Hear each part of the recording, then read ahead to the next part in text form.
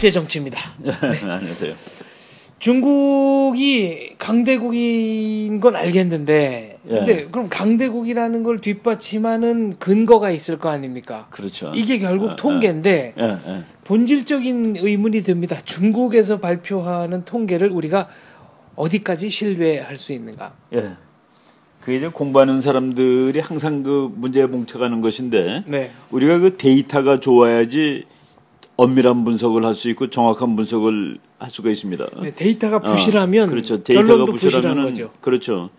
지금 중국이 이제 세계 제2의 강대국이 되었고, 네. 그리고 이제 뭐 GDP도 많고 군사비도 많다 그러는데, 일단 그 중국의 데이터를 가장 그 의심하는 거가 군사비 데이터입니다. 네. 군사비 데이터는 한 80년대, 90년대 그 무렵에 그 영국에서 매년 그 간행되는 아주 세계적인 권위 있는 군사 자료가 있는데, 그 책 이름이 The Military Balance라는 책입니다. 네. 그러니까 군사력 균형 해가지고 뭐 이제 매년 뭐 Military Balance 지금 이제 2016이 이제 앞으로 나올 거예요. 네. 2015까지 나와 있습니다. 2016이 나왔겠네요. 그 전해에 그 이름이 네. 붙으니까. 근데 거기에 그 뒤에 중국의 군사비를 이렇게 보고서 자기네들은 중국이 정부가 발표한 것을 2에서 4배 정도로 본다. 그러니까 곱하기 2 내지 곱하기 4를 해야 된다. 그러면 이게 100원이라고 발표했으면 200원 아니면 400원이라는데 네. 이런 게 어디 있습니까? 이거 말이 안 되는 거죠. 그러니까 무슨 지금 언뜻 이해가 안 되는데 중국이 100억 원 썼다고 하지만 사실은 200억 쓴 거다 이렇게 봐야 된다는 겁니까? 그러니까 200억도 아니라 200 내지 400억. 네. 그러니까 2에서 2 내지 4를 곱한다는 얘기가 나오고 있는 거예요. 그러니까 중국이 발표보다도 군사비를 훨씬 그렇죠. 더 쓰고 있다. 더 쓰고 있다. 네. 그러니까 중국이 예를 들어서 줄여서 발표한다. 100억 불을 썼다고 발표했는데, 네. 그 영국 전략문제연구소에 의하면은 그것은 최소 200불, 200억 불, 최대 400억 불로 봐야 된다라고 돼 있고, 그리고 이제 그 또 세계적인 권위 있는 군사 자료를 만드는 게 그 스톡홀름 평화연구소라고 있습니다. 네. 스피리라고 부르는데, 네.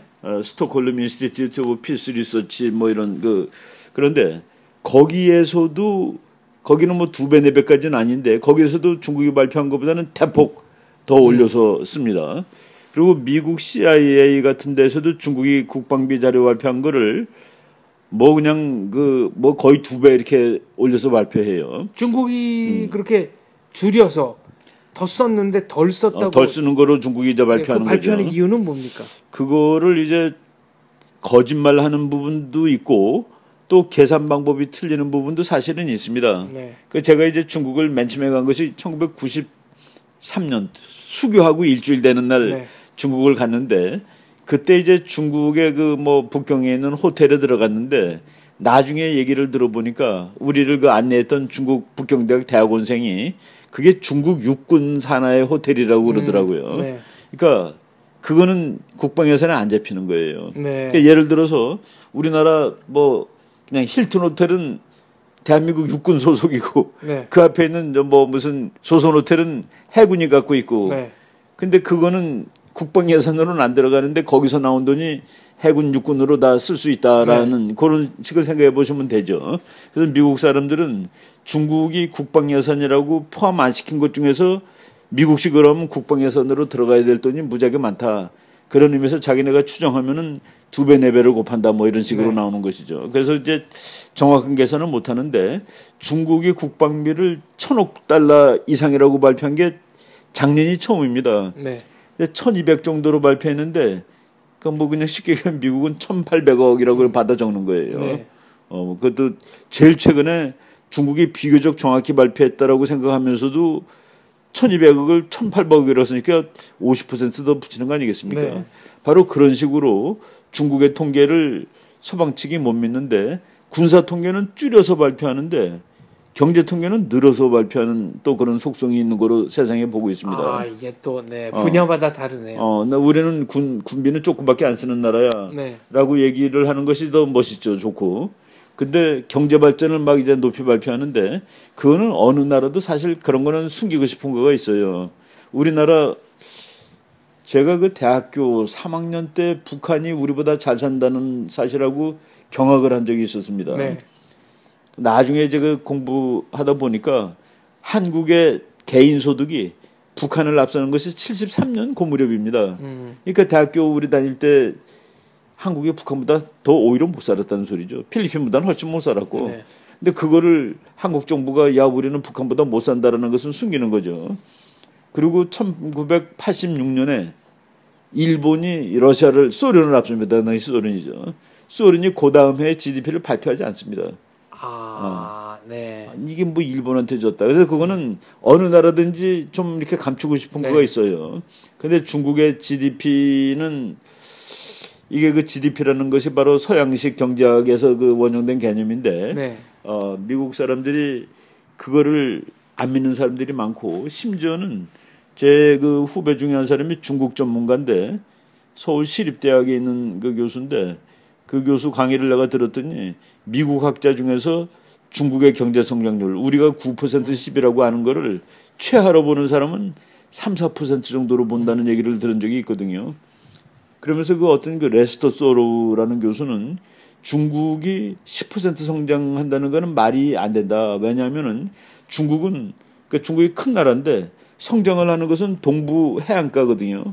그렇죠. 서부는 서부는 거의 정체돼 있는데 아직도 시골이 더 큰 나라인데 시골은 정체가 돼 있는데 중국 전체가 10%가 되기 위해서는 이 동쪽에서는 뭐 5, 60%가 돼도 이건 안 된다.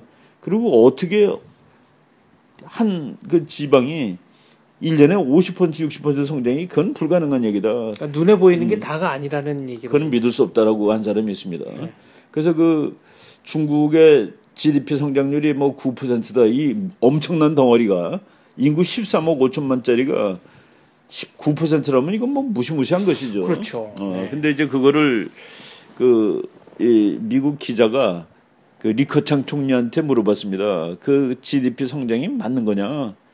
그랬더니 리커창이가 그건 나도 안 봅니다. 그래. 본인도 묵시적으로 우회적으로 인정한 거네요. 그건 통계 오류가 있다는 그거는 나도 안 합니다. 네. 그렇지만은 내가 보는 자료가 있죠. 라고 하고서 얘기를 했는데 그게 바로 리커창 지수라는 겁니다. 네. 리커창이 이제 뭐 최근 신문 보니까 뭐 권력 투쟁에서 잘못하면 쫓겨날지도 네. 모른다고 그러는데 그 사람은 경제통이죠. 경제 관료고. 근데 리커창 씨가 보는 리커창 부총리가 보는 경제 자료는 지가 말한 바에 의하면 세 가지입니다. 하나는 이 중국 주민들이 은행에서 돈을 얼마나 빌리느냐. 가계부채. 네. 론. 네. 또 하나는 전력 사용이 얼마나 늘어나고 있느냐. 네. 공장이 가동되면 전기가 늘죠. 그다음에 기차, 화물, 물동량. 네. 그 세 가지가 내가 참고하는 지수입니다라고 얘기한 거예요. 그래서 그거를 서양학자들이 리커창 지수라고 그럽니다. 리커창 인덱스라고 그러는데 작년에 이제 중국이 드디어 7%라고 발표했는데 리커창 인덱스로 계산하니까 3 내지 4%라고 미국 학자들이 계산해내는 거예요. 그럼 중국 심각하네요. 그렇죠. 네. 그러니까 리커창 인덱스도 그 나름대로 논리가 맞잖아요, 그죠? 네. 국민들이 돈을 얼마나 꿀로 쓰느냐, 전기가 얼마나 소비되느냐, 그리고 철도 물동량이 얼마나 크냐를 보는데 그게 분명히 중요한 지수가 되는데 중국 정부는 그래도 우리가 이렇게 이 상황이 나빠졌음에도 불구하고 7%를 유지했다라고 네. 발표했는데 리커창 지수에 오면은 3, 4%밖에 안 된다라고 계산한 미국 학자가 있고 네. 그리고 작년에 7%라고 발표했을 때 미국 사람들 재밌어요. 월스트리트 저널에서 경제학자 49명한테 여론조사를 했습니다. 과연 맞느냐? 7%가 맞느냐 그런데 노바디 한 사람도 안 맞는. 아무도 7% 아무도 아니라고. 경제 성장률 달성 못했을 거다. 아무도 아니라고 썼어요. 그럼 어떻게 예측했습니까? 2%부터 뭐 다양하게 나왔던. 그러니까 뭐 2%부터 그냥 뭐 하는데 10%는 물론 아니고 7%도 아니고 뭐 그냥 그 어간에 있는 거죠. 네. 그래서 이제 중국 그 데이터를 잘 모르는 거죠. 북한 거는 보면은 어느 나라 그 권위 있는 자료를 보더라도 북한 거는 대부분 NA라고 써 있습니다. Not available. 네. 데이터 없음 이런 뜻이죠. 그래서 북한은 우리가 저게 우리하고 어떻게 비교가 될 수 있느냐. 네. 이걸 따져보려고 그래도 아무리 권위 있는 통계를 찾아도 없는 게 너무 많아요. 아예 발표도 안 하고 그렇다고 그거를 뭐 미국이 일일이 가서 다 조사할 수도 없는 거고. 미국이 사실은 그 인공위성으로 조사를 합니다. 북한에 탱크가 몇 대 있는지, 네. 뭐 이라크에 뭐 미사일이 몇 개 있는지 인공위성으로 다 찍은 거로 그걸 카운팅하는 거거든요.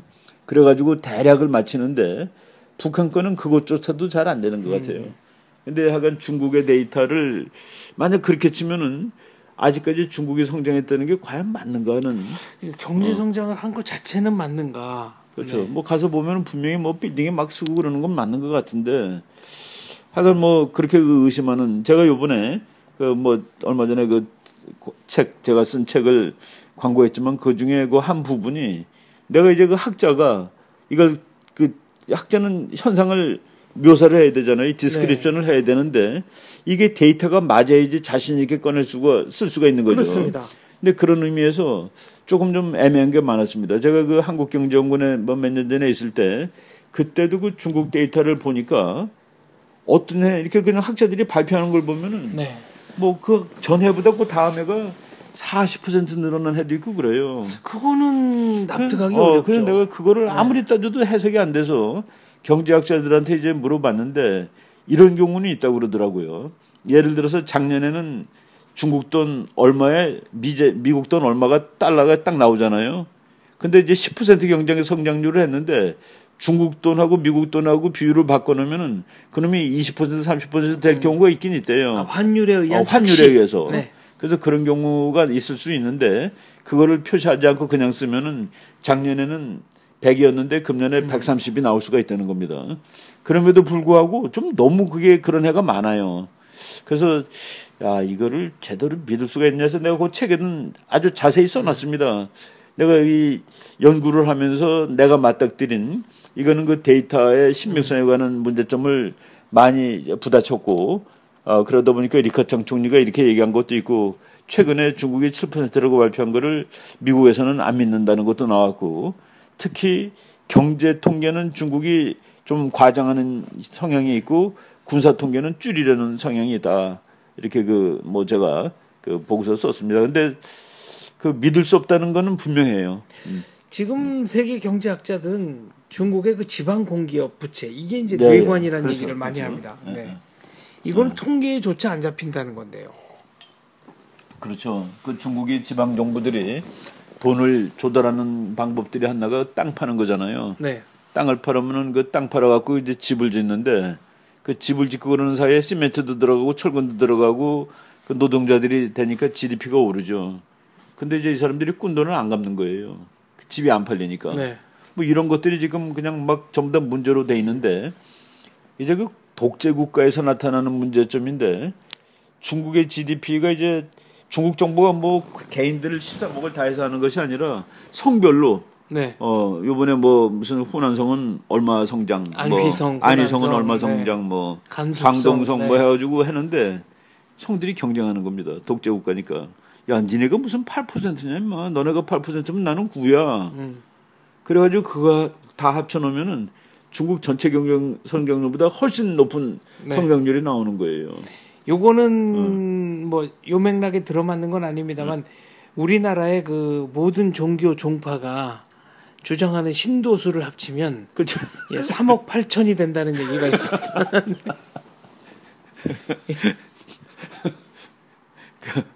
그러니까 중국 정부들이 네. 그건 뭐 오랫동안 알려진 얘기입니다. 네. 그 지방 정부 그러니까 성이죠 성. 네. 성들이 자기의 경제 성장률을 중앙 정부에 보고하면은 허위 보고를 했다. 중앙 정부가 네. 그걸 취합하는데 이제 독재 국가가 뭐가 문제냐면은 낮은 성은 벌을 받잖아요. 네. 중앙 정부로부터 또는 뭐 인센티브를 못 받는다든지 이런 것 때문에 과장을 해서 보도하고 그러는 것이죠. 그러다 보니까 역시 그 민주주의 국가가 이제 그런 면에서 이제 유리한데 지금 이제 국제 정치 그 능력 평가로 그 세계에서 GDP를 쉬지 않고 매년마다 발표하는 기관이 제가 그 참고하는 건 세 개입니다. 저는 그 IMF 거하고 네. 월드뱅크 거하고 미국 CIA 거를 봅니다. CIA가 매년 나옵니다. 네, 매년. 그 CIA 자료를 제가 그 지난 10여 년 거를 다 가지고 있는데 네. 매년 이만한 책이 나옵니다. 책으로도 나오고 그 CIA 월드 팩트북 그래서 2016까지 나와 있어요. 거기 보면은 별의별 통계가 다 나옵니다. 뭐 철도 길이가 얼마고 비행장 개수가 몇 개고 뭐 그런 거 다 나오는데 그 지금 말한 세 가지가 말하는 미국의 GDP, 네. 일본의 GDP는 제일 많은 거하고 제일 큰 거 똑같지가 않아요. 세 군데가 네. 다 다릅니다. 근데 제일 많다고 발표하는 뭐 어떤 경우는 일본의 GDP를 제일 크게 발표하는 게 IMF일 것 수도 있고 어떤 때는 월드뱅크일 수도 어떤 때는 있고, 월드뱅크가 돼 있고 네. 그리고 어떤 그 제일 조금 발표하는 거는 또 그거 이제 차이가 3, 4%도 안 납니다. 하나는 100원, 하나는 97원이에요. 네. 근데 중국은 그 세 기관이 어떤 때는 20% 넘게 차이 나는 해도 있습니다. 아, 그거는 통계로서의 의미가 없는 거네요. 그렇죠. 뭐 어느 데서는 100이라고 발표했는데 어느 데는 뭐 80이다 그러면 그거는 네. 의미가 없죠. 그래서 그렇죠. 내가 그래도 권위 있다는 그래서 미국, 일본 통계는 거의 비슷하게 나오는데 중국 거는 높게 발표하는 데하고 낮게 발표하는 데가 너무 차이가 크다 하는 사실을 발견을 했습니다. 네. 그래서 내가 이게 확실히 그 문제가 있다는 건 여기서도 증명이 되는구나.